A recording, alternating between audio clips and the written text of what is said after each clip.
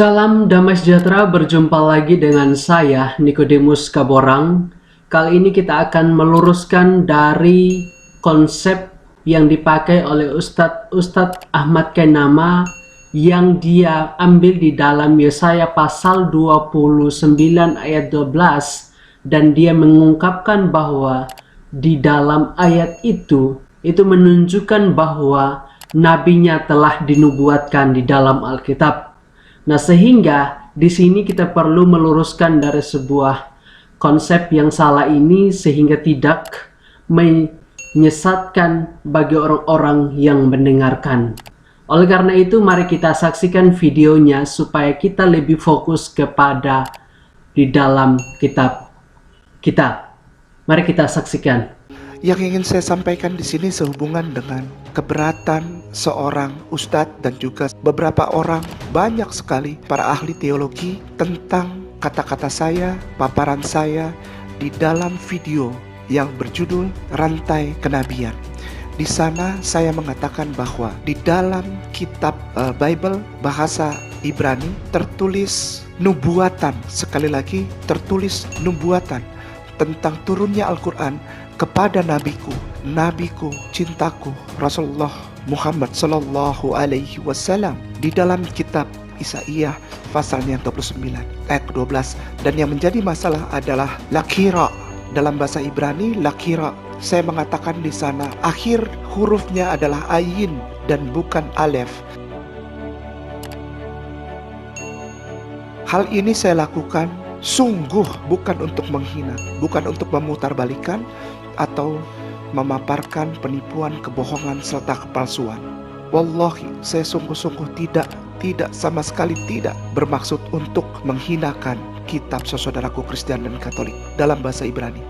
Kalau kita melihat di dalam videonya tersebut, tentu di dalam konteks yang disampaikan bagaimana dia mengklarifikasi bahwa dalam setiap pembahasan mengenai ayat Alkitab yang digunakan untuk menunjukkan bahwa di dalam Alkitab itu ada menubuatkan tentang nabinya oleh para ustadz-ustadz dan juga teolog Kristen. Inilah sebuah video klarifikasi dari dia. Dan di saat itu dia memakai di dalam Yesaya pasal 29 ayat 12 untuk meluruskan itu bahwa di dalam Alkitab juga ada menubuatkan tentang nabinya. Apakah benar demikian? Mari kita membaca di dalam Yesaya pasal 29 ayat 12. Demikian firman Tuhan.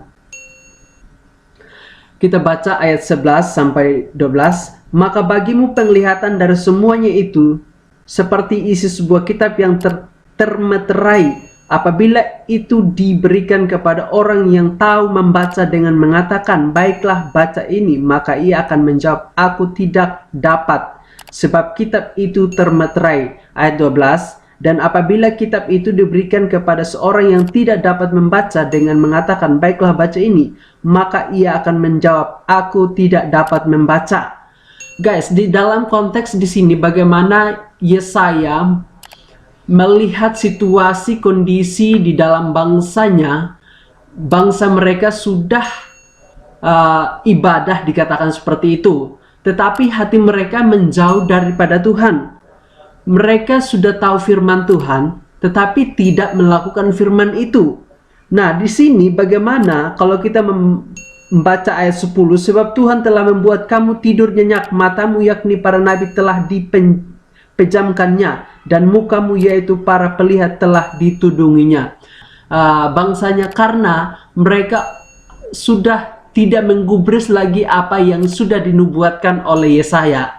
Nah, sehingga di sini bagaimana di dalam konteks ini tidak menjelaskan bahwa di dalam kitab ini telah menubuatkan nabinya Ustadz Ahmad Kainama. Nah, kalau di dalam konsep mereka bahwa nabi mereka ketika mendapatkan sebuah wahyu, dia tidak bisa membaca apa yang disampaikan oleh malaikat Jibril pada waktu itu ketika disuruh di dalam gua Hiro, disuruh dari malaikat Jibril untuk membaca apa yang diberikan. Tetapi nabi mereka mengatakan, aku tidak membaca. Nah, disinilah yang dipakai atau dalil yang dipakai oleh Ustadz Ahmad Kenama bahwa di dalam Yesaya pasal 29 ayat 12 itu adalah menunjuk kepada nubuatan nabinya. Sedangkan di dalam Yesaya konteks ini tidak menunjukkan kepada seseorang, tidak menunjukkan kepada orang yang dimaksudkan oleh nabi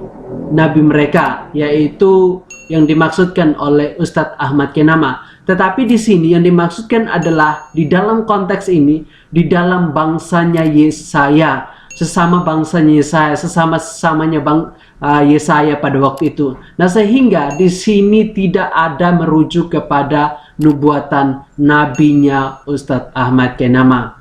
Kalau kita melihat di situ, aku tidak dapat membaca. Di dalam konteks mereka, nabi mereka tidak dapat membaca. Apakah benar demikian? Kalau di dalam hadis ada juga bahwa nabi mereka bisa membaca, bisa menulis dan lain sebagainya. Nah, inilah yang menjadi kontradiksi di antara mereka. Nah, di sini kita membahas bagaimana di dalam konteks ini tidak dijelaskan secara rinci bahwa tidak membaca, bahwa nabinya tidak bisa membaca dan lain sebagainya. Tetapi di sini merujuk kepada orang-orang yang tidak terpelajar pada waktu itu. Nah, ketika disuruh untuk membaca ini, mereka tidak bisa. Nah, mereka mengatakan aku tidak bisa karena aku tidak terpelajar, karena aku bukan seorang pelajar, seperti itu. Nah, kalau di situ dikatakan bahwa ayat 11 itu termeterai, itu menunjukkan kepemilikan, ya. Itu menjamin keamanan sebuah kitab suci pada waktu itu. Nah, sehingga di sini hanya orang-orang tertentu saja yang bisa, sedangkan orang yang bisa membaca aja tidak memahami, sedangkan orang-orang yang sudah memiliki hati yang memiliki kerohanian yang baik tidak melakukan apa yang dikatakan oleh Nabi Yesaya. Maka di sini Yesaya mengatakan bahwa bangsa saya ini sudah tidak ada di dalam Tuhan. Hati mereka sudah jauh di hadapan Tuhan. Hidup mereka tidak mencerminkan sebagai umat pilihan Allah. Maka di sini sebuah kekesalan dan tindakan yang dilakukan oleh bangsa yang di lingkungan pada waktu itu, bangsa bersama dengan Yesaya menyesalkan seperti itu. Maka dikatakan di sini, kalau saya menyuruh baca, kamu katakan tidak bisa membaca. Nah, kenapa? Mereka sudah tidak menggubris lagi apa yang difirmankan oleh Nabi Yesaya. Nah, sehingga mereka sudah malas tahu dan lain sebagainya. Tidak ada lagi pikiran fokus kepada Allah. Fokus mereka adalah hidup mereka. Ketika disuruh, mereka tidak mau. Ketika diperintahkan, mereka tidak mau, memberontak kepada Allah. Inilah sebuah hal yang dilakukan oleh bangsa pada waktu itu. Tetapi di sini bagaimana Allah mengasihi juga mereka, tidak menghukum mereka, tetapi tetap Allah bersabar atas kelakuan mereka. Inilah sebuah tindakan Allah, karakter Allah yang sangat luar biasa di dalam kehidupan bangsa pada waktu itu. Ya, demikian saja yang saya bisa sampaikan.